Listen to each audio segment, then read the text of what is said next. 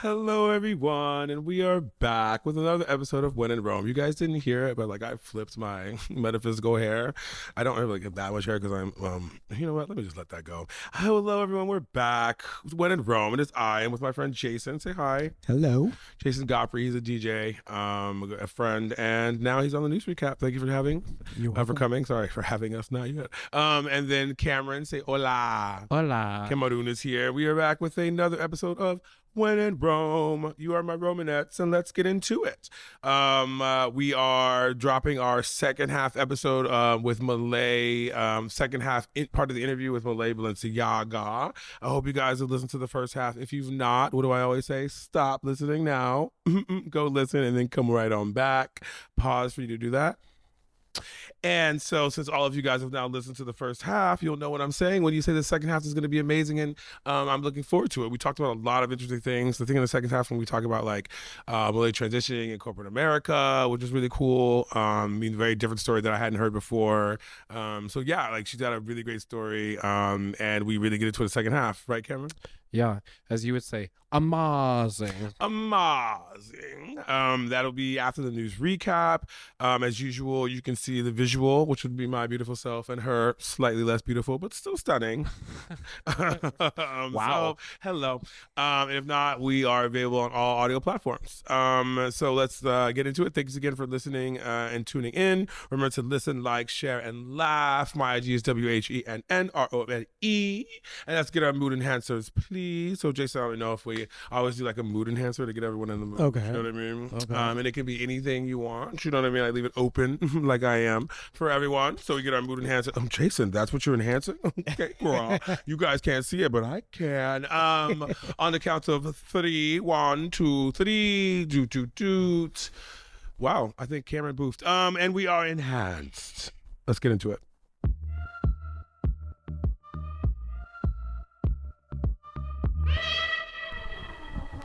Happening since we last saw each other. So it's the first day of summer, everyone. How do you feel about that? Great. It's kind of weird being in SF summer because it's like doesn't get hot here. I'm from the East Coast, where it's like gets to 90. When did you move to SF? I moved here in 2011. Girl. We still reacted to the weather. I'm new here. I mean, I actually love the weather here, but it doesn't have summer vibes like on the East Coast because it's just the temperature. Yeah, we also don't have locusts and fucking. Oh my God, I was just with DC Pride, girl. I forgot about the fucking bugs on the East Coast. I was like, oh, girl, the bugs are to DC as bottoms are to SF. Ooh. Correct. Yeah. But yeah, I mean, we do have a summer, but it's like the best summer we've ever had. The best normal summer in terms of like from the June and July months was the summer of COVID, right? Or like, you know what I mean? Like the second year, I think that was the 2 where it was like really warm during June and July. Because normally it's only warm for like 6 weeks, and it's like in September for us, right? It's a very short. Yeah. 22, right? Yeah. Yeah. So yeah, I mean, That's I keep talking here. Huh? That's when I got here. Wait, 2022? Well, I came here in December of 21. So. Oh, I know, because we all, as Black people, get an email when one more comes in, and so you know what I mean. Welcome to my brother. Yeah, so welcome to my brother. Hello. So yeah, I can't believe it's like I keep talking about how time is flying by, and fuck, it's already July. My birthday's coming up, July 6th. If you guys want to send me something, ooh. We have SF Pride coming up. You guys ready for Pride? I'm there. Yeah, I feel like I'm getting ready. It's always a process, you know, like I'm playing at Powerhouse on Saturday. So yeah, just excited about the weekend, all the people coming in, and yeah, the good energy. Cameroon. Yeah, I'm excited. It's a lot.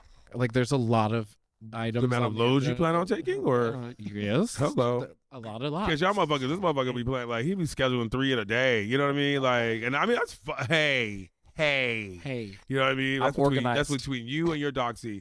Because you like to prep. Oh, you see what I did there? I love a schedule. Hello. So yeah, I'm excited for SF Pride. Like I think I wasn't here last year. I was in Mexico City. And normally I like to escape for Pride. But this year I'm here. So you guys, be ready. Hurricane Roman is in town.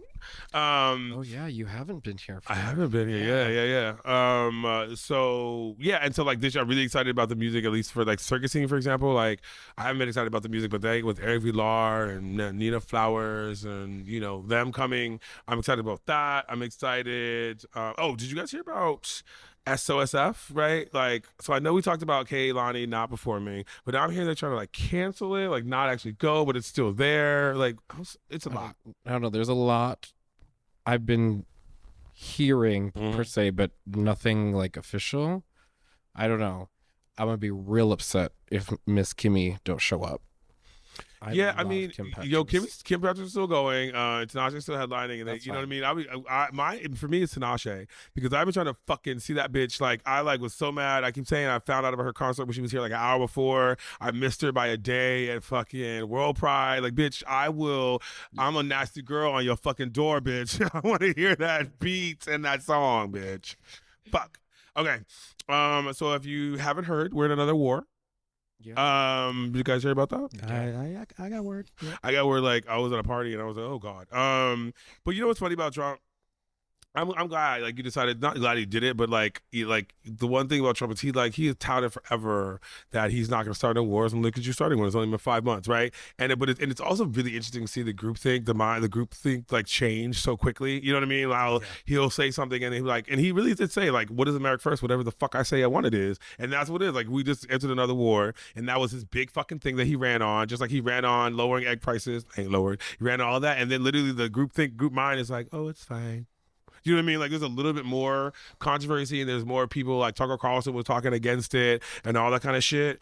But it's just really interesting to just watch the group mind just like that quickly. You know what I mean? Just like within a news session. You know what I mean? Change up. It's like whatever's going to be against the other side, that's what they're going to do. Mm-hmm. Yeah, I think what has been really interesting kind of to see is all of the like things that flip very quickly of like, I mean, stop talking about me in the bedroom, girl. I know, and you're doing right. I'll be trying to flip the other way a little bit more than I get flipped the other. Never mind. Let's move on. I want a tango. Sorry. But like how it'll be one side of, even like in his cabinet says one thing, then he contradicts that, or someone else contradicts that, and it's just like he contradicted Tulsi Gabbard, right? Like, you're the CIA, like the spy chief or whatever, director of national intelligence was like, we don't have any credible evidence that they're trying to build any faster or whatever. And he said, I don't believe that bitch. Right. Oh, and then she comes out, and then like she got a finger wagging when she comes out. Yeah, well, we think that there might be something there. Like, girl, do you know what I mean? Right. I mean, Netanyahu played him. He baited him, and there's a very close relationship between Israel and the United States, and he really just kind of sold us out. I feel like there's a close relationship, the Donald Trumps, the Ben Netanyahu's, the Putins, and like the Xi Jinpings. They all part of the small dick club, and they just they just hate anyone over 4 inches, and you know what I mean. And so and so they just be sharing small dick pictures because that's just like this giving that, you know what I mean. Not just anything wrong with small dick, but it's just like they're just giving. They feel so inadequate that they just forcing it on everybody. You know what I mean? And they have that in common, and they like, ugh. It was really definitely ketamine musk, honey. It was really funny to watch him have that little temper tantrum this morning about how Israel with the ceasefire. Oh yeah, over one little missile. You like They're fucking messing the ceasefire up. Yeah. Okay. Like, I can't stand that. That's how he likes to do it. He likes to claim victory before, because when he announced that yesterday, I was like, let me just wait for Israel and Iran to corroborate it, and then we'll see what happens. And you can see like. But the other thing that annoys me is that like he lives in his own world that it's like it doesn't really matter what really happens and what the real repercussions are, because he's just gonna say what he wants to happen. So now he's, they're going to be like, oh my God, we disabled and destroyed the nuclear ability. No, you didn't. You set it back a little bit. We don't know where their uranium is. You know what I mean? So you really didn't do it, but you're going to say it. People will believe it. And then it's like you marked a win, but it isn't a win. And like the rest of the world has to still deal with it, but you just moved on. Right. Because we have to think back, like when he was in his last presidency, it was this, he can say whatever. We invalidate it. He says again, like we take what he says and then it doesn't actually carry any like weight one way or another. Right. We just all look. And what he says doesn't carry any weight to us because he does, you know what I mean? And then what we say doesn't carry any weight to him because he listens to a very narrow ecosystem of things. And then, you know what I mean? And that's all he cares about. And plus he keeps getting emboldened because he struck Iran without congressional approval. And, you know, that's not in the Constitution. Like the Constitution says Congress has the power to declare war. And that's the problem with these more and more both Democratic and Republican presidents. They all have done that, you know what I mean? But it's like we just keep allowing them, and we don't like it when the wrong person does it, but we do like it, you know what I mean, when the right person. But no one should be doing it, you know what I mean? But there's no consequences. And there are no consequences. Okay, so let's move on to what else was I going to talk about? Oh God. And the only reason I'm bringing these up is because we kind of talked about it, but it's not worth an article. Chris Brown pled not guilty. Remember we talked about it on the podcast where he beat up that person in London. So he pled not guilty in the court case or whatever, him and his friend. But you know what's really fucking annoying is that like they had like, I thought they would keep him his ass in jail, but I don't know if he ever was in jail, but like they kept him to stay. They made it so he had to stay in London, right, while he was doing it. But then they were like, oh, because you have other dates and tours in Europe, you can go do those and come back just because he's rich. It was so fucking annoying. And it's so fucking annoying that like they allow people to do that, because then he was just talking shit on the different concerts. He was like, fuck the police, you know what I mean? Like, ugh, but I whatever. He can plead not guilty, but I feel like there were witnesses and video, and we just need to. I'm over Chris Brown. He's beating people up ass. You know what I mean? Why? I mean, does he like beat up people to stay relevant? Like, well, he's not. That's why he's not even good at that girl, because he's not relevant. Right. You know what I mean? Fucker. And then one last story. Oh my gosh! So I was at an orgy. You guys be so proud of me. I was in an orgy and I was like killing it. You know, when you like at an orgy, you're like, I'm killing this girl. Sometimes you feel like, you know what I mean? Sometimes you feel like Ugly Betty at the orgy. And you're like, oh girl. But then sometimes you were like, oh no girl, I can't hell that orgy girl. And so I was feeling so good. I topped, right? So you know the things are rolling. Although this before I was topping, he was like, he's like, you kind of look like a lesbian. Okay, first of all, it's not my fault I'm pretty. Okay, you know what I mean? So I was like, so at that point I was like, let me go get a fitted hat. You know what I mean? I had to start like doing like my shit, right? Fucker. Anyway, that was my story. And let's get into party reviews next.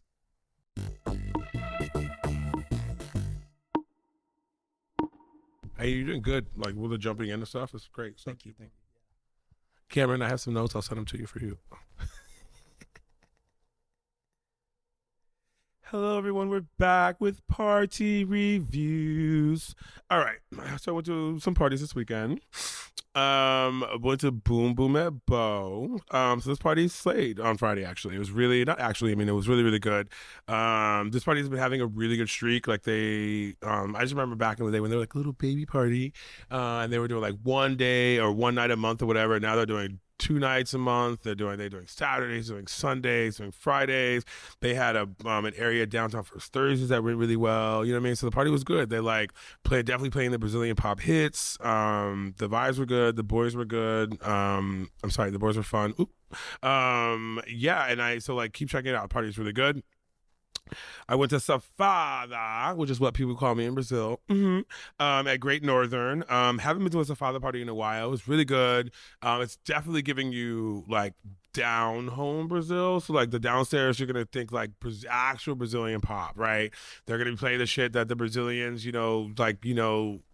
knew back when they, back when they were small, children or whatever. I was going to say something, but I was like, it's probably too racist, and I edited it. Ooh, that's editing in my head. So yeah, upstairs is really, really good. It wasn't too crowded because I feel like there were a huge amount of parties on Saturday. But the boys were hot, and the vibes were hot. So I had a really good time. Recommend Tafada.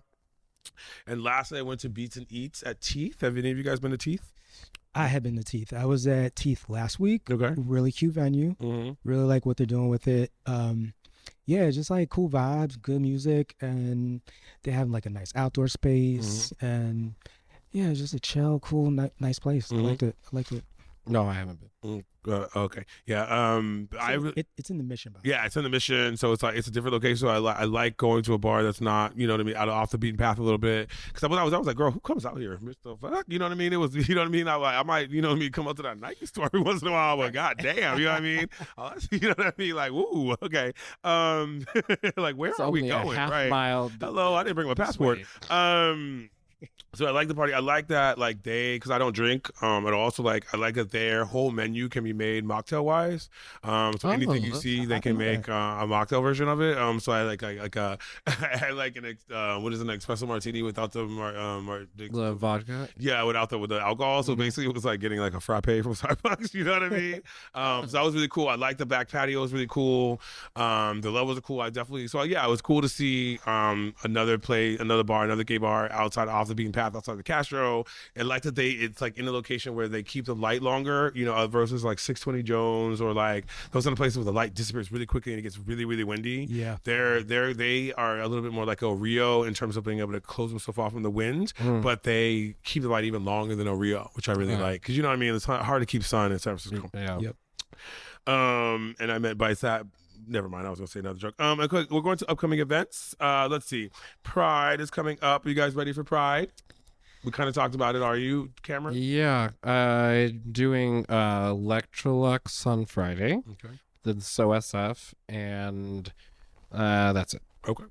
And you said you're doing. Yeah, I'm gonna play Lick It. Okay. At Powerhouse. At Powerhouse on Saturday night. Are you also planning to lick it, or are you just gonna play? You know, yeah. I mean, that was a soft yes, honey. a lot of people. Okay, so coming up, we have Electrolux. On Friday, I'll be there. It's the Pride Party. Excited. Electrolux, like I said, sometimes they can be playing some DJs who don't really focus on the dancing, so let's hope they do. But I'm looking forward to it. I'm going to the SOSF Pride Block Party on Saturday with Tinashe and Kim Petras. There's also a pink block party at Great Northern. I think Purple Disco Machine's at that one. As that one, Purple Disco Machine is going to be at that one. I love Purple Disco Machine is going to be at the pink block party. Like, girl, get your colors right. Oh, it's a panacea. I guess there's just room for everybody. Then there's go ahead. Keep. There's Afterglow at Club 6. Are you talking about a Pride party? I was gonna say something about that. No, I'm gonna play.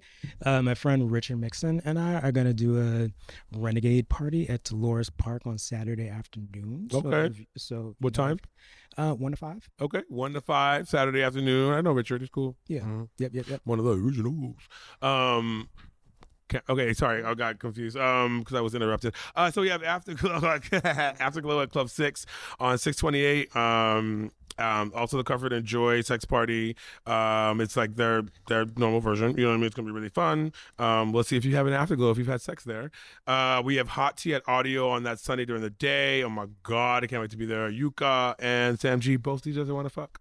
And then we have Ascend at DNA Lounge. I mean, hey, you know, my therapist told me to manifest. So we have Ascend at DNA Lounge on that Sunday night with Eric Villar and Nina Flowers. Oh my God.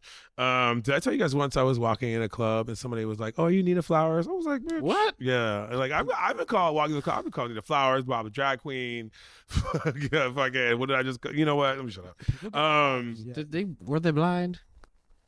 So we have Toxic at Bo on getting off the Pride Porch. So we have Toxic at Bo on 7-4. This is a 4th of July party. They're bringing back another edition of Toxic. This time with DJ CJ and Danek. Really like this party, so we'll see you there. Open Ball Reparations is at Oasis. So on 7/18, they're having a ball at Oasis. I remember I've talked shit before about like how Oasis needs to focus on getting different types of like events there. This is what I'm talking about. They're having Deshaun Basquiat from the show Legendary. And oh my God, I just heard a story about a friend who just said they were in New York and they had this guy from Legendary with a really big dick. Fuck him. So I'm hoping that's Deshaun, honey, because I'm gonna be like, hola. Okay. Let me show you my runway.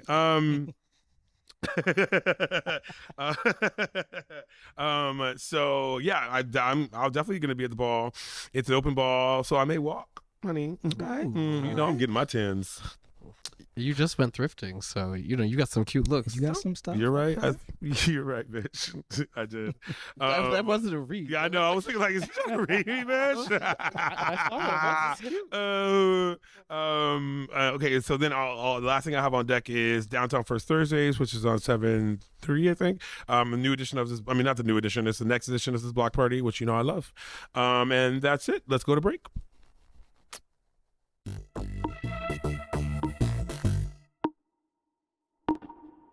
And we're back with world news. All right. First news topic. China tightens internet controls with new centralized form of virtual ID.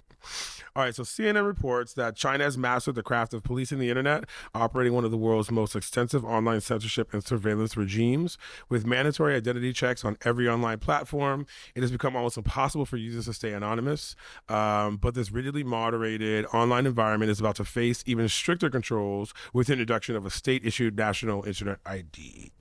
So I wanted to bring kind of like highlight this or talk about this just because I think it's just like interesting to see like how powerful censorship is in China. You know what I mean, y'all? Yeah.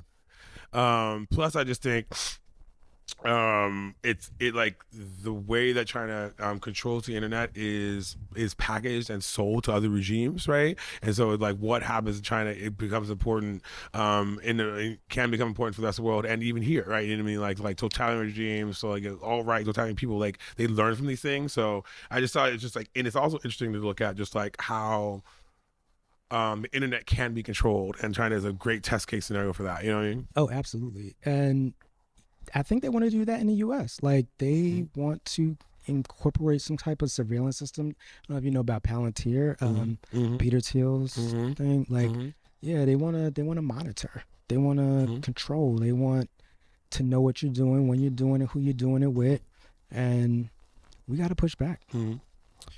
Yeah, I mean the thing that, to your point on, like at the end of the article, they talk about how there's a prominent law professor that like posted just an opposing view of it, and then the post got removed, their account banned, and all that. And to your point, Jason, is like you already can see some of this with like the pornography things in like Texas and Florida and things like that have already like censorship that is just deemed because someone decides they don't want that there, you know. Right.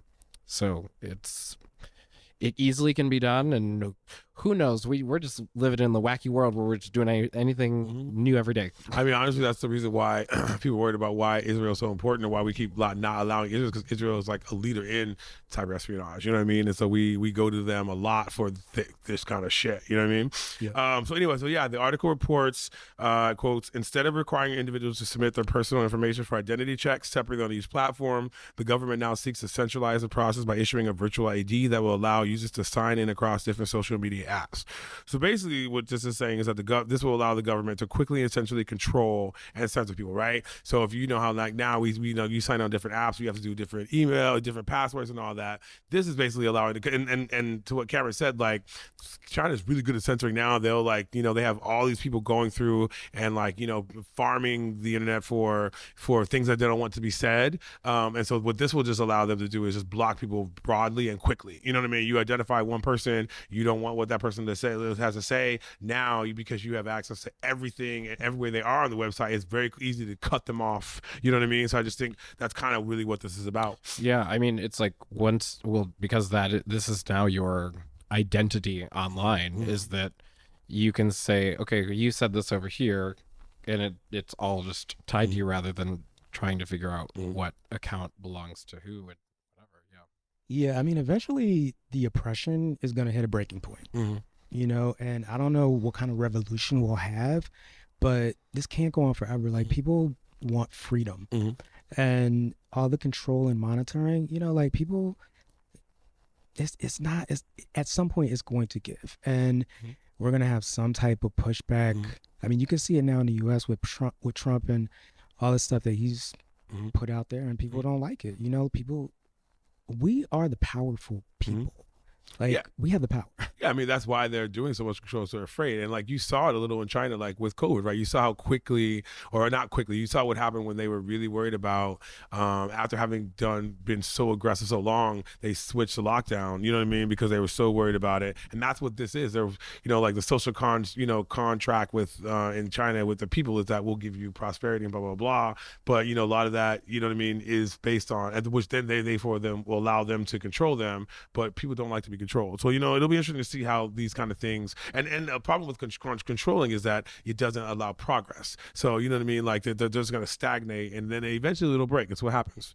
Very good. And with that, let's go to, I did want to say that like, one thing is that it's being backed by the government. So like when it's backed by the government, it's going to happen, right? They've already got 6 million people signing up for it. And the thing about the Chinese government is they'll be quickly like, if you don't sign up for this, you won't get this, right? Or you can't do this, you can't travel, blah, blah. Yeah. So like, it's going to quickly take on, and then it'll be interesting to see how quickly it's exported. Yeah, because to your point, I don't know if you mentioned it, it's a voluntary program right now that you can opt in to Quote, use. unquote. Yeah, right. Yeah. So then, like you're saying, government has its eyes on it. It very quickly becomes mandatory. Mm-hmm. Yeah. And with that, let's go to American news.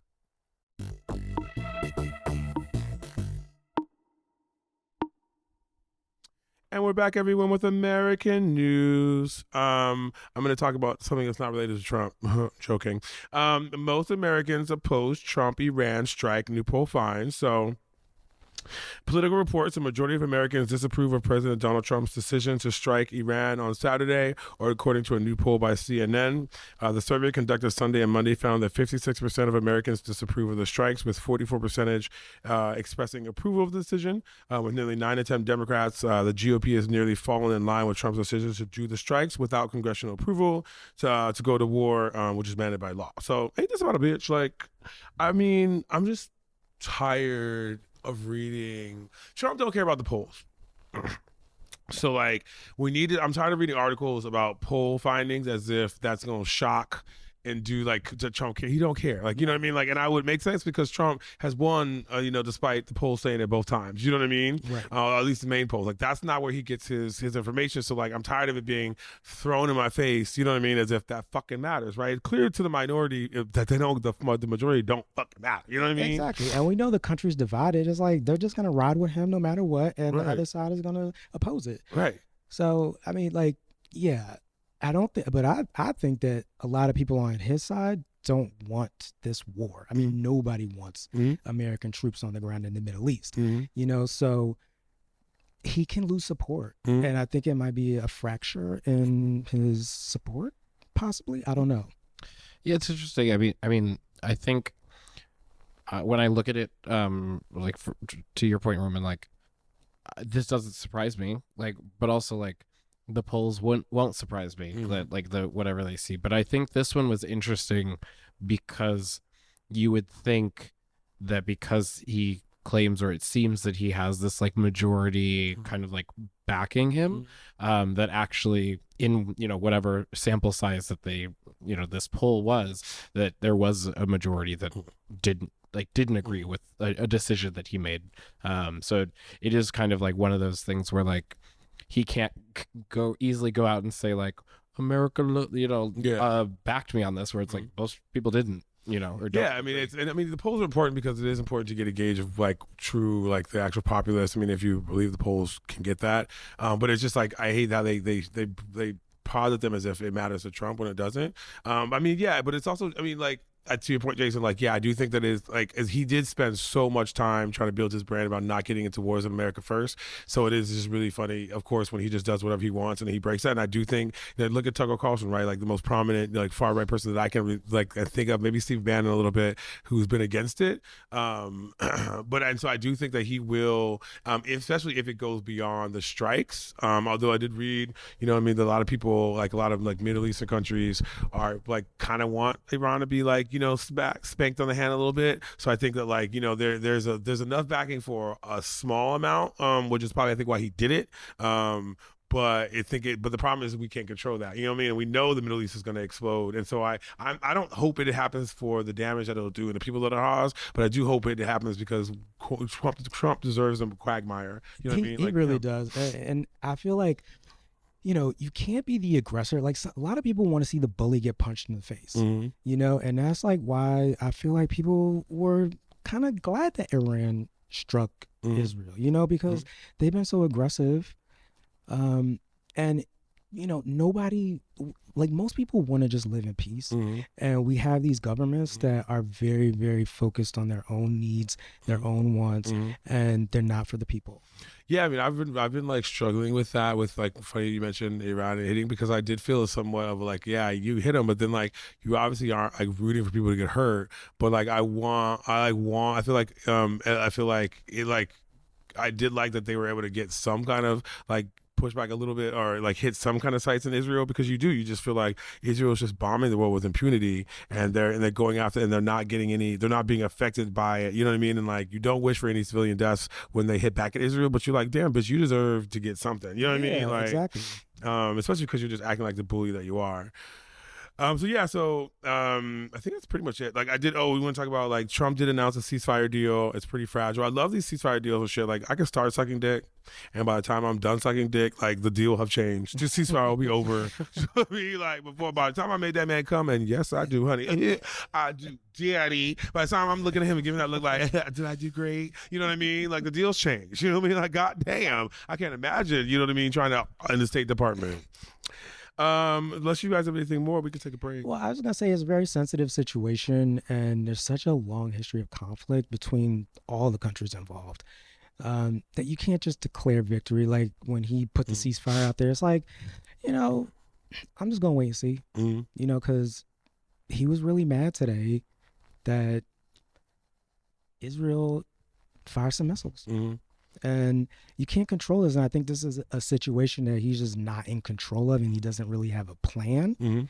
And we're going to have to see how he navigates it, because that's the thing about Trump that gets me. Is like, you complain about you complain about, like, you talk about how much power you have, but you're doing things that limit power. Because if you if you read about it, like Israel kept bombing an hour after the ceasefire, shit there's like shit that if you really respected us, you wouldn't do, and they wouldn't have done years ago. But it's like, well, the same person who's talking about the power he has is giving up the power, by being so obstinate and stupid and not knowing what he's doing and blah blah blah blah. And then you can see the impact, because none of this would have happened without American approval 10 years ago. You know what I mean? The Israel would have we would have been so dialed into the strike, you know what I mean?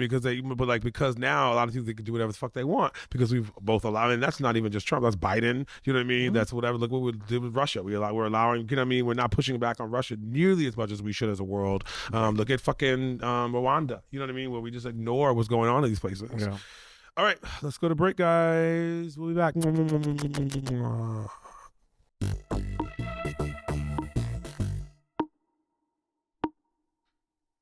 And we are back with local news. It's local-ish. Hunger strike begins as damn well I'm not talking about me when I say hunger strike, honey. Mama likes her ribs. Hunger strike begins as California prisons hand down biggest restrictions since COVID. So the article quotes nearly 24 state prisons last week imposed sweeping restrictions on their incarcerated population, including shutting all outside communication. Now hundreds of prisoners are reported to be on a hunger strike to protect the system's largest, and these are the largest largest restrictions since the pandemic. That's crazy, yeah? So basically what they're saying, guys, is that basically a lot of the state prisons in California, right? So this is like our backyard, have basically just locked everyone in a cell. Right, so prisoners don't get to go out to the cell that often anyway. So now you're saying that everyone has to stay in their cell, and you can't talk to nobody. You can't talk to anyone but in your cell. They've stopped communication outside, right? So emails, blah blah blah. So I mean, imagine basically being locked like a rat in a cage. You're already in a cage, but now you're in a cell. You know what I mean? Right, and like I'll just sorry, I'll let you go. But it's just out of just saying, oh, there's an uptick in violence and contraband and this, that, and the other. It's like, so locking people away from contact is your solve. That's going to help their mental health. Right. Like that's what's going to fix this, rather than right. Because they're not like, oh, let's lock them away and do a workshop and figure out what's going on. Yeah, they're not giving you donuts and talking about helping you, you know what I mean? Why did your father hurt you? Right. Right. Another, right. It's not really about people's mental health. It's just about control. Right, and plus also the reason I highlight this is because we talk a lot about like China and like the Uyghurs and like how other countries, totalitarian countries treat disenfranchised people. But like if you think of the prison population, they're in what essentially are concentration camps, and this is a population that's both been preyed upon, and we create these fast tracks to prison, right? And then when you get in prison, there's no way to really get out of that system because you can't get a job, blah blah blah. So I really do think of like the prison population is almost like indentured servants. You know what I mean? They make them work for pittance of the dollar. You know what I mean? So it's like trying to draw a through line to how we treat a certain population is very similar to how some of the totalitarian regimes do. And these kind of things, like imagine just like because they're in prison, we don't care about them, but we're literally taking, thousands of people and locking them away. It sounds very much like China. Do you know what I mean? With no rights, you can't, you know what I mean? Like you can't, protest, you can't do anything. And where are the advocates? Where are the people worried about their mental health? Like if you're really going to do this and you have people like there to make sure they're okay, or you like, to Cameron's point, you giving them games and shit. No, they're sitting in a fucking cell. So then when they get out of the cell, and then if they're in there, they're going to fight even more. Like, how is this helping? You know what I mean? Exactly. It's cruel. Yeah, the article quotes the correction department significantly limited to the daily activities and movement of roughly 34,000 incarcerated people on June 12th in response to a recent uptick in violence. The department has not said when it will lift the restrictions. The department published a press release that listed a number of armed assassinations on staff members and fights against amongst the fights and riots amongst the prison population as a reason, but they didn't also talk about they didn't link to any specific reasons or specific prisons. So then basically now what we're saying is the reason they're saying that they've locked 40,000 people away. So that's like a lot of fucking people, right? Yeah. They've locked all these people away is because there have been assassinations on security personnel and they've been fights, and they're saying that is a problem because they don't have enough guards. But how is locking everyone up going to solve it? Do you know what I mean? Like, why are people fighting, right? People are fighting over drugs. People are fighting over poor prison conditions. You know what I mean? People don't just fight for no reason. So like, why don't you better the conditions, right? Why, like drugs, if you read the article, it talks about drugs mainly come in because of employees, right? So I mean, like, if drugs is the problem, people are fighting over drugs, then why would you go after your staff? Oh, you don't want to go after your staff because they can't get people to work in prisons, right? So then that allows the staff to attack with impunity because you don't want to fire the people that you have that are bad and crooked because then you won't have anyone to backfill.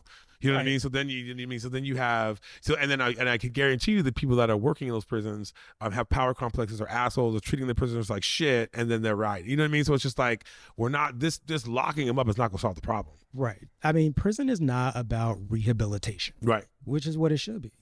Like people make mistakes, and we're humans. We're gonna do things that hurt people sometimes. I mean, I know some of these people come from backgrounds that they don't have a lot of opportunities, so they're gonna resort to things that aren't legal sometimes. And I don't know, we just gotta have like more humanity, more compassion for people in this world. And that's part of the revolution I was talking about, though, is I really believe that like everybody's gonna get fed up with this shit. Like it's gonna be too much. Yeah, I think you hit on a really big point there, that like prison in its I think original like design was this rehabilitation. Like why else would you we're just gonna go lock you up because you did something like that doesn't solve anything. But now that it's evolved to where it's not serving a purpose. So it's like like you said, Roman, we fast track people to prison, but then what's going on when they're there?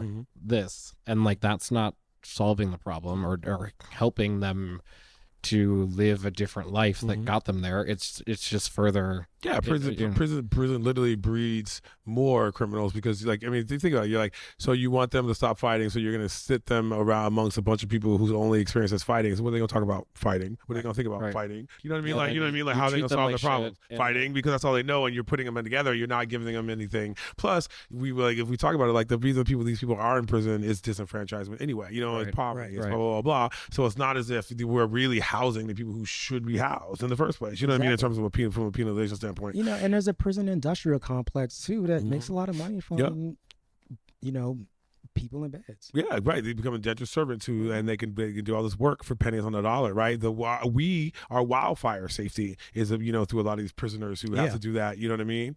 So I just want to bring it up because this is we are in a liberal state, right? So we're supposed to be better than the other places. So this is how we treat our prisoners. Imagine the red states, you know what I mean? And so it's just like, you know what I mean? Like when we think about how California is supposed to be so great, you know what I mean? Like think about what that means and what we're doing, and to some of our own people.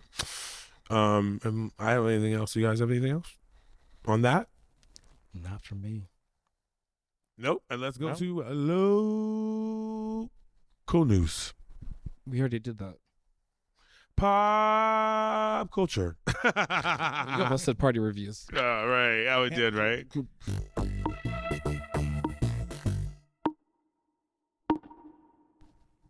And we're here with pop culture news. Ex-porn star Austin Wolfe sobs as he admits child sex crime. I knew it was wrong.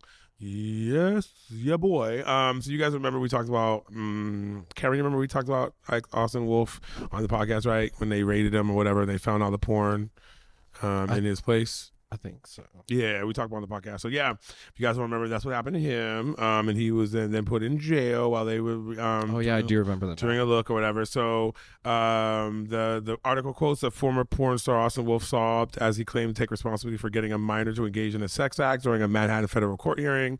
He pleaded guilty to one charge, enticing a minor to engage in sexual activity during his plea hearing in front of Judge Paul Engelmeyer. I don't know how the fuck I said his name. In late 2023, he says, I got a 15-year-old to engage in a sex act. I know what I was doing was wrong. Full stop. So yeah, Austin Wolfe, porn star, or used to be a porn star, raided, and so now he's basically pleading guilty. It's a plea deal with the prosecution so that he doesn't have to commit to all the charges. Crazy, yeah, right? Very crazy. 10 years minimum. 10 years minimum. Like no, Life and that's not for his victims. That's not his. That's his. Cameron? No, it's just like I'm one. Like I don't know. It's just it's odd. No, I don't know what I'm trying to say. So I'm gonna pause. Go ahead. What I was gonna say is that if you guys remember, it was bad. Like he was found with a whole bunch of child porn, incling a video of like a 10-year-old. Right? Yeah, that's what it was. And so that's what I was thinking. Like it was. This is. I mean, there's no kind of like. What's it called? Pedophilia is good, but I mean we're talking about serious. You know what I mean? Yeah. Right. There's talking about seriously bad and things, and so. Yeah, I'm kind of glad, I'm glad he was caught. I'm glad, whatever, plea deal. I just feel like, I don't know, for me, like, that would have been, just having that video would have been something I wanted him charged, go on a record with, you know what I mean? Well, the thing was, it says that, I thought it said that they had already got him a year ago or something, wasn't it? No, I didn't see that. The feds had raided Smith's Manhattan apartment in 2024. So like they had so that's what they raided him. He's been in jail since then, and they're now. He's been in jail since. Yeah, he's been in jail since then, and then basically he's been in jail while they worked on either getting to the trial, and then he did a plea deal so that he could avoid trial. Bitch, I didn't realize it has been that long. It's been a while, yeah. So he was arrested after a raid on his Manhattan apartment in April 2024, where authorities found over it was a year ago. Child pornography videos, including extremely disturbing content. Oh, yeah, I remember that was and then Twitter. You remember it takes the fucking government, like it takes like a long time for these cases. You know what I mean? To like build up a trial and da da da. So he's been in jail for a long time. Oh my God! It says one man who did not wish to share his name but identified himself as a quote former fan of Smith attended the hearing. I wish I could get a refund on all the money I spent on his videos. The man I'm not a fan of. I mean, I'm not like highlighting for Austin Wolfe, but if I was him, I'm like, why are you? I mean, so annoying. Like, how dare you? Like, shut the fuck up, bro. Like, it's not about. I'm not like. This is not like. Yeah, like free Britney. Yeah, I'm not standing up for Austin Wolfe, but like, how dare you? You are my hero. Suck. You know what? You're not getting a refund. Right. So he's pleading guilt. So the article quotes are saying that Smith's crimes were interstate commerce, enticing a minor to engage in a sexual activity, oral sex with an individual younger than 17 years old. The lesser pornography charges will be dropped. And he had hundreds of videos. So yeah, like crazy. Like I remember seeing Austin Wolfe once, and that man is fucking gigantic, right? So it's just like, girl, do you need to go to like small people? Anyone small with you, bitch? Goddamn. I'll tell you a story Go after. No. Oh, not on. Yeah, okay. We got to bleep it out. Bleep. Ooh, I can't wait. Let's end this shit, honey. Oh my god, I can't wait to hear the story. And with that, actually, that's a good way to segue. We are done with the news wrap. I hope you guys enjoyed the news recap. Stay tuned after the break for the second half of Mahlae Balenciaga's amazing interview. You can check it out on YouTube if you want to see the visual, or just keep listening for the audio. Next week, we are dropping our newest visual panel, Getting in the Mind of a DJ. We actually had Jason Godfrey here. It was really, who did the panel, recorded the panel right before this. It was really good, right? Thank you for having me. Yeah, it was a really good conversation. That was really, really good. I can't wait for you guys to hear it. So stay tuned next week for when that drops. It's like with DJ Sammy and him, and we talk about all the other things about getting into the mind of a DJ. It was really, really, can't wait for you to hear it. Please check out our new Discord server. The link is in the show notes. Please, please, please like and subscribe on YouTube. It's our channel, so that we can, get known. See you next week. Remember to listen, rate, and share. Happy Pride, everyone. Happy summer solstice. Please tell your friends and spread the word. Also, remember to set a reminder so you'll get a note when I post new shows. Send me any feedback, questions, comments, or concerns. I'm going to do this right. My IG is WHENNROME. And remember, keep it sassy, San Francisco. Bye.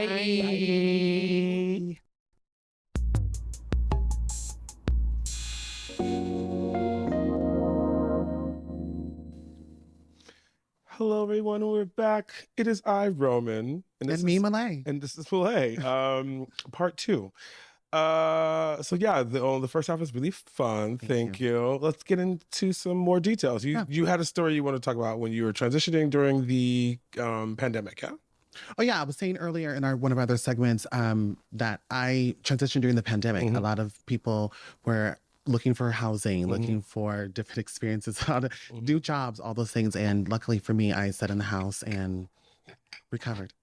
Well, I mean, you were looking for new experiences too, girl. You were just prepping yourself for them. I was. You know what I mean? You were just like, fixing the spaceship.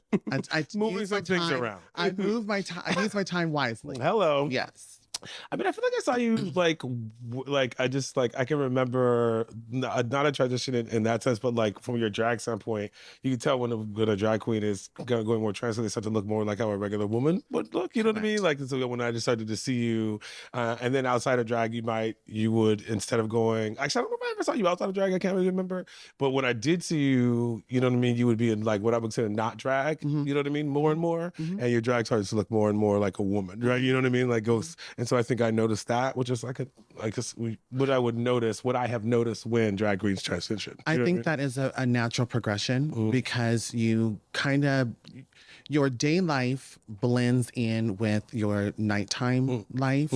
A lot of entertainers, sometimes their lives are only entertainment. So that was a great segue into talking about in corporate. I transitioned in the corporate world. And so it's different from transitioning at the club, because everybody at the club is going to be like, oh yes, girl, you look sickening. And they don't really understand the difference between the two personalities. And for me, I transitioned through work. And so I had to, and at the time I was a store manager for Starbucks. And Starbucks was a great company. They helped me through all of my... So wait, you used to work for Wells Fargo, right? No, I worked for Bank of the West after Starbucks. Did you never work for Wells Fargo? Oh, okay. I thought you worked for Wells Fargo. Look at that. You know when you just have something in your head? Yeah. In my mind, I always Bank of the West. Oh, the cheaper one. So see the smile like your mom. Okay, so that was one thing I was gonna ask you, because you are the only trans girl in the world that I know who worked in corporate America. And so what was that like transitioning? You know what I mean? Yeah, transitioning in the corporate world, you are, especially when you're customer facing, working in retail. I think retail is one of the hardest jobs because you kind of build a rapport with, if you work in like a service industry, you kind of rebuild a rapport with your guests that come in, but you also have to train them the verbiage, train them with the language, be very graceful, because you don't want to like out yourself and you don't really want to bring more attention. So as a store manager during the time I had left as a male, the world closed and we came back a couple months later and I was like, hi, but I had a meeting with my district manager, my regional manager prior to going back into the stores and told them this is what it was. You said Starbucks? Yeah, at the time I was at Starbucks. Okay, so get on Starbucks. I mean, corporate behemoth, and we don't like corporate behemoths. Yeah, but and so I was able to meet with them, change all my documentation at work, all my credentials, all that stuff was changed to my legal name, and then I had a meeting. You took barista off the tag. Store manager, darling. They took that off, and then I went and I had a meeting with my team, and I said, okay, going forward, this is what's happening. I'm going from my dead name to Denise, and people are going to come in and they're going to ask for that person, and they're no longer here. And this is the verbiage that we're going to use. Oh, what was the verbiage? I'm interested. Like if customers came to ask because I have a great relationship with my I worked with Starbucks for 13 years, so I know a lot of people. I did a lot of different roles. Served a lot of coffee, but served a lot of coffee.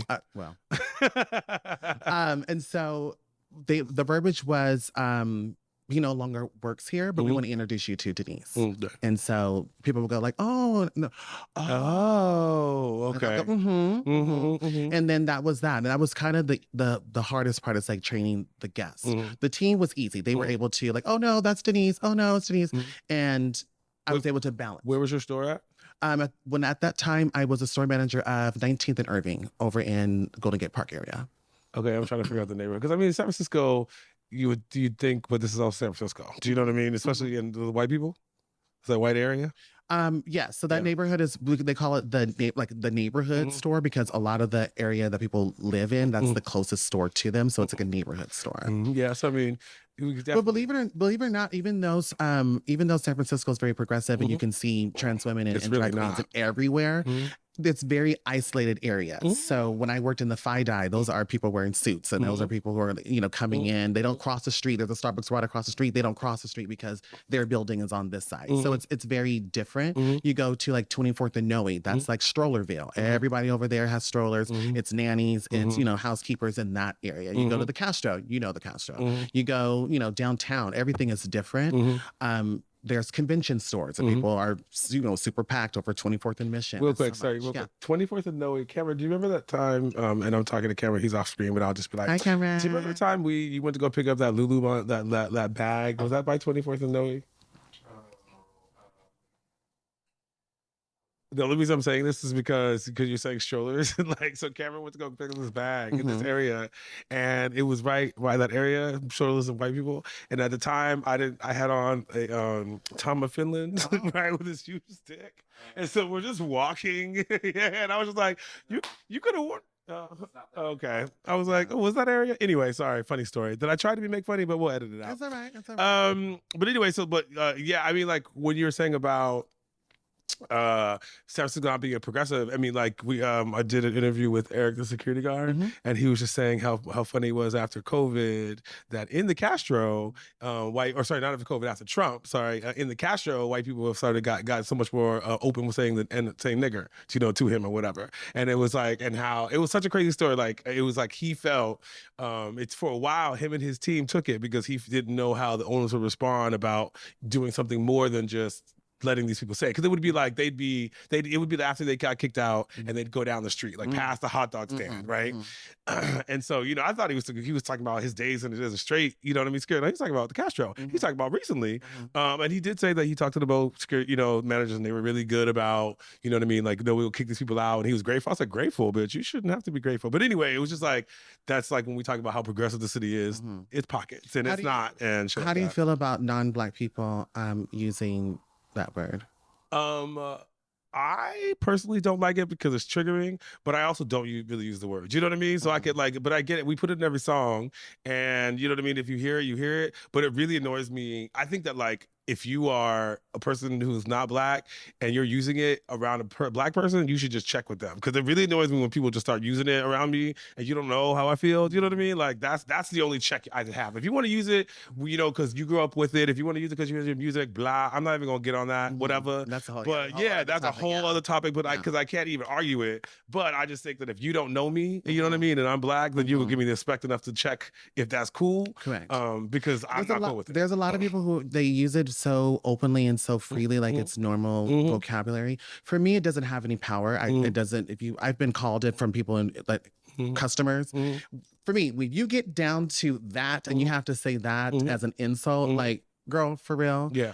But at the same time, if you do say it so freely, just be prepared for the repercussions that come behind it. Yeah. Somebody might not feel as open as other people, Yeah. and you might wake up with a, That's what I'm saying. a Like, bloody mouth. yeah, it's a cultural thing. It's a group where like if you group, I don't care if your group uses it. I'm not even gonna argue if you're using it in songs and you sing it to yourself. I don't give a fuck. I really don't care. That is not my problem. How white people think in their head. You know, to me, it's like That's their business. what are you voting for? You know what I mean? And how are you trying to restrict my rights? You know what I mean? Why are you even talking to me? Yeah, right. But like, because the thing is, if you're using the word nigga around me anyway, and I don't use it, then we're already kind of like. But you know, black people that I know use it all the time, and I don't give a fuck because that's them. That's their choice. That's their use. But like for me, I just don't. Therefore, that's why I feel like I can expect people not to, at least around me. At least, to me. You know what I mean? But if I have black people, they talk about it to me, I don't give a fuck. We black. You know what I mean? Yeah. But if you're not black, no, girl. Nah, you know what I mean? But I'm also not going to be using it around you and calling that anyway. You know what I mean? Correct. Good question. Let's see. Okay, so you're in HR, right? You do kind of HR now, right? And have you had any issues because you've been working for different companies? Did you have any issues being trans? Kind of like, you know, have you ever had a bad experience, like, you know, interviewing for a job or whatever? Have all the jobs kind of been very good? So, when I left Starbucks after the pandemic, I went and worked for the bank. And the great thing for me, and the reason why I wanted to go into a different career path, was because I transitioned and people at the current place that I was working in only knew that former life, and now I'm introducing this new life. It was kind of like I was having to teach every day. And when I moved positions and moved careers, this is the only person they knew. So I never had to deal with having to explain, because all they knew was Denise. So it wasn't a hard thing. It was easy, a fresh start kind of thing. It was a fresh start, yes. And the current role that I'm in HR, it's great because I'm able to be that person for people. From my experience, I always want to be, especially in the corporate world, I want to be like a positive example that you can show that trans people can do other things than sex work. I'm not against it, but you know, you can do other things and there's other paths, and I can be a beacon of hope for someone outside of what they see at the bar. And I think it's important. I mean, like, I remember growing up, and like the only time you could see someone who was transitioning or whatever was like at the in the McDonald's line. You know what I mean? Like it was either that or a prostitute. You know what I mean? And then when I worked for Amazon. It was cool because Amazon, you know, bright, wrong, and different about a lot of things in the corporate culture. They're really okay with people being trans, open and gay, and all that kind of stuff. And so it was cool to see trans people in kind of corporate roles there. And then what was really cool in San Francisco was like the first, and this we'll talk about Tamia. She was the first trans person I've ever seen like security at the time. You know, and that was just I remember that just being shocking to me. Do you know what I mean? I remember being like, whoa, like whoa, San Francisco. It's something's like, you know, something to throw you for a loop, because I had literally never seen a trans girl in that kind of role. You know what I mean? It was just a whole juxtaposition. Okay, you trans, you're security, you know what I mean? Femme, but you're, you know what I mean? You feel secure, which is cool. You know what I mean? So I feel like you should be able to, in any space that you go into, it doesn't, everything, people always say that, oh, we want to have queer spaces, we want to have queer spaces and all those, and inclusivity and all those things. I feel that you should be able to create a space where you can see yourself as a mirror, a reflection. If you go into a store and you don't see your size, that's pretty much the same thing. Like saying, I go into a space and I don't see someone who looks like me, or I don't see someone who I can identify or feel safe with. You don't feel comfortable in that space. So if I'm hiring or if I am sourcing for a project, I want to have some different perspectives and different outlooks on whatever we're doing. So inclusivity really does mean something when it comes to the workspace. You want to see people that are going to reflect you. And I think what I think is important to have people like you in those spaces is because what you don't realize is like it's creating queer spaces is great, but it's not, as we've seen in America, it's not just about creating a space for yourself and your people. It's about connecting and making people connect with other people. And those connections come through things like jobs, right? You know, this is where you are forced to meet people that you wouldn't normally be around, and that also humanizes them, right? So like the people who may not even think about it, but when they start to think about trans issues, will think about it differently because they just know someone who's trans. Do you know what I mean? And so that's the important part, you know, when it comes to things like getting people to think about trans issues or issues in general, is getting more trans people in these spaces. Correct. But just because by just existing, you know what I mean, you humanize it, and then you allow people to, you know what I mean? I think that's the really important thing, especially for trans people, because I don't think a lot of people know trans people. You know what I mean? Like we all know someone, especially in the gay world or in SF. And that's the hard part too, because there's such a huge spectrum when it comes to people when they identify in their transition. There are people who they live a stealth life. They don't want to be recognized as a trans woman or man. They just want to blend in with the rest of the world. So a lot of people say like, oh, I don't know anyone trans. You do. You peed in the same restroom right next to me. You just didn't know. There are some trans women who want to be out loud and proud, and they wear their pins, and they want everyone to know that they are trans. Then there's those people who just go about their daily day and they don't really think about it. For me, I am an open trans person. I visibly want people to know that I am trans, but I also don't lead with that. I don't like go into a meeting. I don't say, hi, good morning, everyone. My name is Steve. I'm trans. Like, that's not important. Which you shouldn't have to do. Correct. You shouldn't have to disclose those type of things to people just in normal conversation. Your presence should be enough, but at the same time, I don't feel I need to go into a room and announce, start the music here. Here's the trans parade, And also I can having been like the Black gay corporate, I can expect it's not easy to be that person. Do you know what I mean? Like to be one of the few and the only and the whatever. Because you don't really want to be the voice. You know what I mean? Like don't come to me with all that shit. I'm here at work just like you, motherfucker. I don't come to you for, why is Trump doing this? You know what I mean? So don't come to me as why Kanye West is doing that. Again, it's nice to have the visibility. It's nice to have all those things and see someone there. Right. But I also don't need to be the token person that's going to speak up at every conference call and talk about things. I just they have like a transition. They all look at you like, no, what? Don't look around, bitch. Yeah. You know what I mean? What you looking at me for, bitch? Can you transition your eyes over there? And on that note, we're gonna take a break. We'll be back. One more. See ya.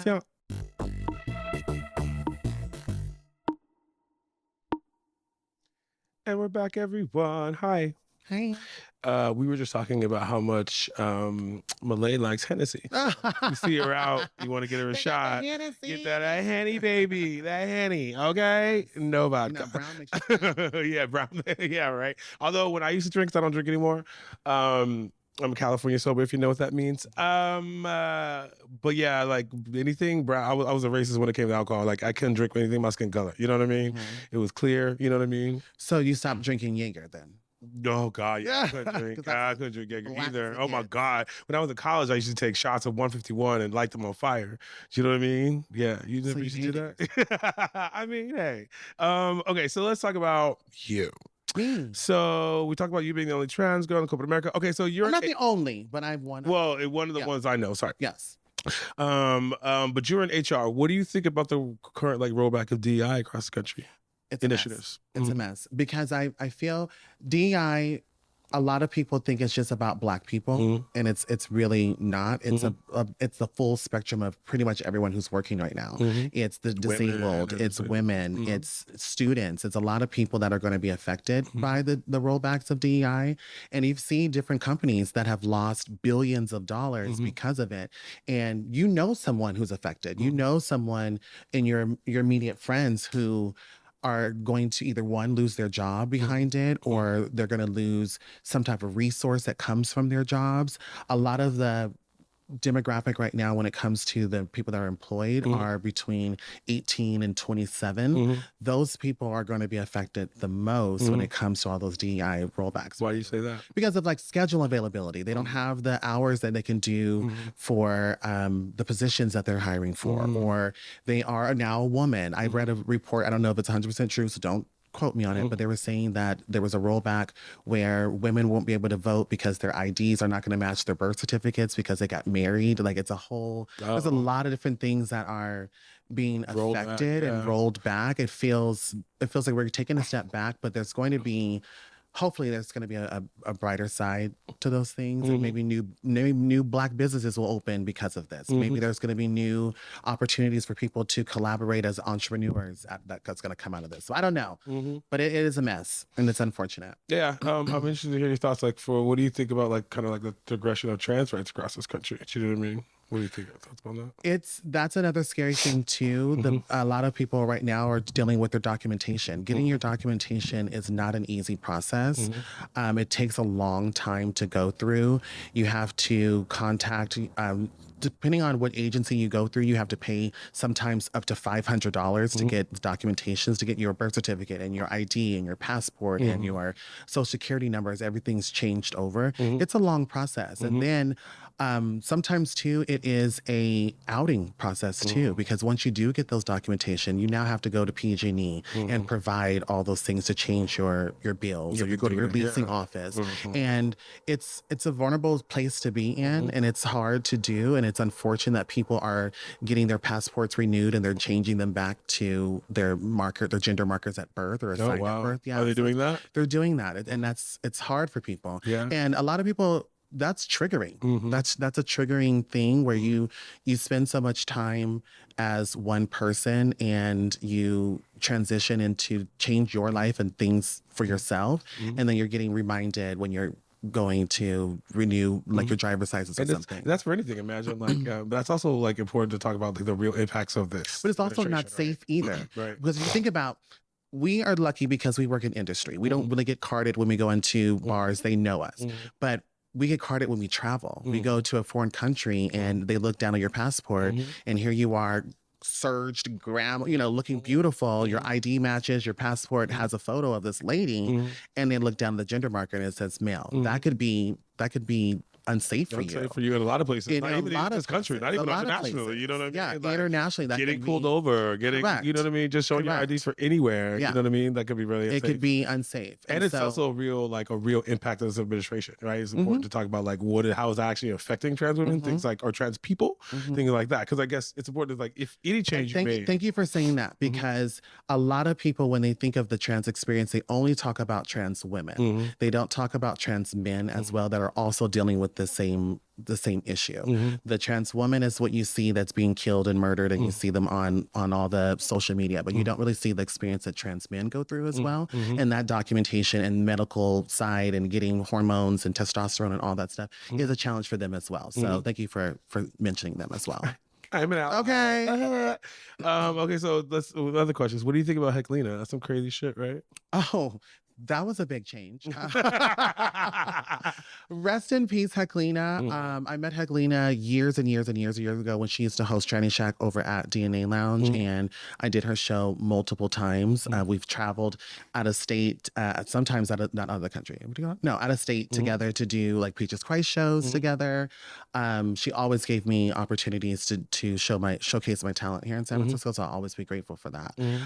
We mourn her as a community. She definitely gave a new light to drag, and she was able to show that crazy side of her. And the article that came out about her passing was kind of like a confirmation of some things that we San Franciscans kind of known if you've known her for a long time. But again, we listen, we don't judge. But I felt that article was kind of shady, to be honest. Kind of shady, man. I mean, I just keep bringing it up because it's just really interesting. Like, because I don't know, you just keep getting more proof about kind of what's going on in England, right? They just did that Supreme Court ruling, you know, the division between a man and a woman. You know, they did the precinct that has been dragging its feet. They read this article that was obviously written by someone from Fox News, you know what I mean, or Sky News, whatever the fuck it is in England. You know what I mean? So the same thing is like to go back to Helena for a second, but the whole like DEI mess and the trans this, what's really happening? But they're blowing all this up in the media and you're using this as like a decoy. What's really happening behind the scenes? All the rights are taken away from us. And that's the part that is really scary. I watched the Handmaid's Tale, so I know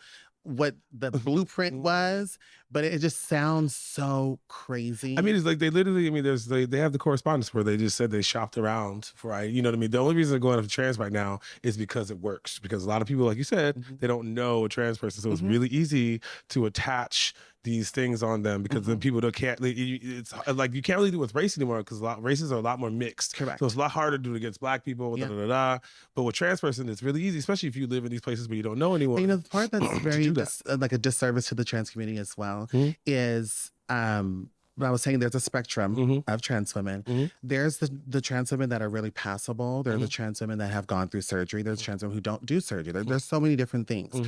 But the people that they use on the media are always like the non-passable. They're not, they wear the lipstick and just the, you know, they don't look their best. And that's what people who live in Kenosha, Wisconsin is going to see. They're like, oh, that's a trans person. So they think that's what there is. And there's so many different versions of that. And it's unfortunate that people are kind of looped together underneath the umbrella. And we all get a negative. But I think, but like I said, to your point, that's why they chose this issue. Yeah. Because they can do it, That makes because sense, people yeah. don't know as many people. You know what I mean? Yeah. And then, like you said, this is the hot flash of what are they doing behind the scenes while we're all worried about trans issues. They're just taking all the rest of our rights away. You know what I mean? Same thing they did with abortion back in the 60s or 70s. You know what I mean? I'm glad I didn't have to deal with that issue. Hello. Okay, so we talked a little bit about the proliferation of drag. Okay, so actually, I do have one question. What advice do you have for anyone coming up in the scene that wants to break out? That wants to work out. Break out. Like break out. Drag. I mean, with to Terrell's point last time we talked about it, just like maybe even not a drag, boy drag, or someone who wants to break out in the scene. What would be your advice to them? Don't do it. No, what I would say, and I always tell people, because people ask me this question all the time, be yourself. Be yourself. Don't try to be someone else. Everyone is already taken. Whatever your style of drag is, and we are lucky because we live in a melting pot here in San Francisco. You go to the Soma and you see the blood and the gore and the goblins and the goblins. You can see that. Then you go to, the outer Richmond and you see no one. Then you go. Then you go they have dragging out of Richmond. You go to the Castro and you see like the pageant queens and the dancing and all that. There's so many different versions. Be yourself. Like, don't try to be somebody else. You'll never be Mahlae Balenciaga the Supreme. We get it. But just do it if you want to do it. But everything doesn't have to be on the stage. Everyone doesn't belong on the stage. Yeah, you could be Jasmine Prado. If everyone's on the stage, who's watching the show? Right. Like, everyone doesn't need to be up on the stage performing. And kicking and splitting and jumping is not drag. Gluing your eyebrows down and gluing them, painting them all the way up to your forehead. That's not drag. There's so many different versions of it, but what you're presenting, it's not it. So kind of do your own thing, and maybe you just want to be a club kid. Remember back in the days, people were club kids and just came out in crazy costumes and they looked great and they just walked around the club and had a good time. Do that. Yeah, that looks fun. Yeah. I'm a club kid. That's what I do. And I look love around it. like, yeah, you know what I mean? it. And I would never do drag and I don't want to perform. So, you know what I mean? My performance is the dance floor. You know what I mean? And I'm happy Serve with a that. look good. I love that people are now coming back into like throwing theme parties because people are dressing up to come out. A lot of people got into these tank tops and sweats and shorts and they're like coming to the bars. That's not fun. And you look crazy because here we are in full rhinestone sequin, blah, blah, blah, walking around. You look overdressed because the patrons are in pajamas. Yeah, or flip flops. Oh my God! Remember when people do flip flops? Like I'm happy that SF started to finally start dressing up. I remember when I would go out in like a dress or in a gown or something on Wednesday. People were like, "Where are you going?" I was like, "Girl, where am I going, bitch? Out, like, bitch. yes. See you apparently." Yes, go out and get dressed up. Have fun. Anyway, okay. So now, do you have any questions for me? I do. So now you've been doing your podcast for a while. What have you learned about yourself while doing your podcast? Good question. I have learned that I need the catharsis of, I don't even know if I was conjugating that right, of getting it out there. Like when I am not doing the podcast or like when I've taken a month off or whatever, it's almost like I feel plugged up, you know what I mean? Because I don't have this mechanism to you know what I mean? Because I have a lot of things to say and I like the fact that like I can just say it out there and that people are going to listen. And so it's like, it's the catharsis of getting out the shit that I want to talk. I love that. I learned that I didn't know I needed that until now I have it. You know what I mean? Now I'm like, what would I do if I didn't have the podcast? How would I get that itch? You know what I mean? I'm sure I talk my friend's ear off less because of the podcast. And so if without it, it'd be like, oh my God, you just talking fucking much. Shut the fuck up, go read a book or something. And then because you're like in the scene with all of us too, and you're on the other side as a club kid, promoter, parties, you do all those different things. What do you want to see out of nightlife? and the lack there is right now currently. I mean, what I would say that like I'm starting to see like glimmers of like good. Like for example, I was saying like on Sundays, you know, we've got like, you know, new parties, right? You've got and if it's not new parties, it is the really good music. It was good music at both. You know, you have Hard Reads at a Q Bar. Badlands sometimes will have some good music. You know what I mean? You know, we have the new party at Bo Strips. So I think it's coming together. I think we got Velvet coming up. You know, we have really good like the Halloween party, like these legendary parties, really good parties. I do think I think Q Bar is helping. We need more hip hop. You know what I mean? But I mean, I used to be so embarrassed to bring anybody to Castro because of the music and all that kind of shit. I do think we need more like spaces. And so I think that like, I'm just, you know, I would love to see different clubs open up, you know what I mean? That would cater to maybe a little bit of a crowd that's not as young as Castro. Everything doesn't need to be as filthy as SF. You know what I mean? That's my, like, things can be a little more upscale and cute and sexy. I don't like to fuck around, you know, nasty shit, but like filth and fucking aren't So I should just leave then. No. I didn't say I'm not filthy. Spit on me, please. Yeah.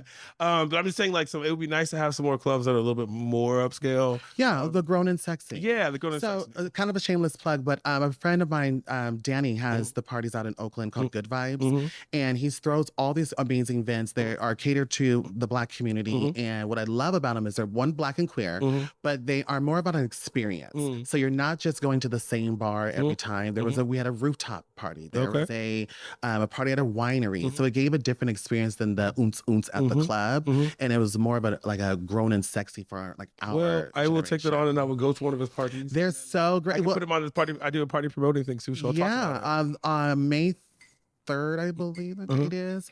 They're doing the rodeo themed party, so everyone's gonna come in the cowboy boots, dress up, have a great I'll go to the next time. one. It's a lot of fun. It's something that I would love to bring into the city as well, and like different spaces and different venues. Okay, well, I'm definitely gonna go. I don't know about the rodeo theme after we just talked about with my feelings on Cowboy Carter. I don't know about Cowboy Carter. I told you 2 songs. but I'm definitely going to go. Yeah, if I'm walking out. Okay, with my Spurs on. Okay. This has been amazing. Thank you so much. Thank you so much. I've learned so much about you. It's been a pleasure. I hope you guys enjoyed it all out there in Romanian land. Okay. So my IG is WHENNROME. And with that, keep it sassy, San Francisco. Bye, babies. Bye. Great. Great job.